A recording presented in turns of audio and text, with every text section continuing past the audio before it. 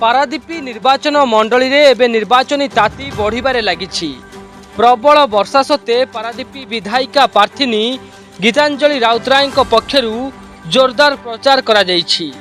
वर्षा जोगु विधायिका रैली रे 100 रु ऊर्ध्व कार सामिल होई पारादीपी गड़ पंचायत परिक्रमा करने सहित प्रचार करिसेंति।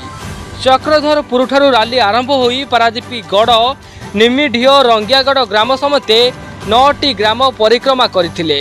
सबुठारे बीजेडी प्रार्थी को विपुल समर्थन मिली। वर्षा सत्वे लोके माने छता धरी बीजेडी प्रार्थी निकट को आसी हाथ मिलाइबा सहित आशीर्वाद करिसेंति। तबे यह माननीय मुख्यमंत्री नवीन पट्टनायक प्रति लोकों भल पाइबा जोगु संभव होइछि एवं चलित निर्वाचन में आमे विपुल संख्यक भोट रे विजयी हेबु बोली विधायिका प्रार्थिनी प्रकाश करिसेंति। एही रैली रे विरोधी को निद हजाई देव एवं बीजेडी रो लोकप्रियता को सेमाने अनुभव करिवे बोली बीजेडी नेता माने प्रकाश करिसेंति।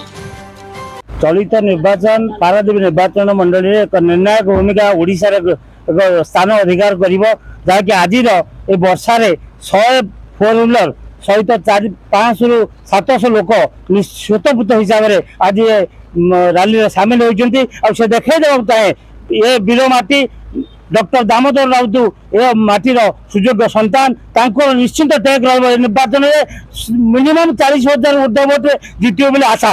आज आम पंचायत चक्रधरपुर आरंभ है, पारादीप गड़ पशिला रंगियागढ़ तापर चिन्ह कतुकला आज आम रैली कम्प्लीट कर लोक उत्साह बज बज रखिक कैंडिडेट को आम गीतांजलि मैडम को आने पूरा स्वागत चलाऊ लोक पूरा 100% इंटरेस्ट। आम कौन करूँ कैंडिडेट तो सब बहुत खुशी एवं लोक मान उत्साह धरी आम वर्षार फिलिंग कर 100 समर्थक 100 मतलब 100 रु अधिक आम अच्छी फोर व्हीलर गाड़ी एवं देखो बाइक 200-300 बाइक अच्छी सब लोक गाँव में आम स्वागत चली चली जाऊँ सागर।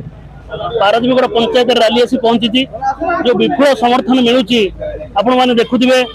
मु भाबुची बोधे 50,000 भोट रे आम प्रार्थिनी ये विधायिका से निश्चित जीतबे। आउ एते वर्षा हला परे भी लोक माने छता धरी आ ओडा हेकि लोक माने आम सहित चलीचंदी। बर्तमान 100 रु अधिक कार आम सहित चली 700 लोक आम सहित रीति माने सबुले रीतिमत चलीचंदी।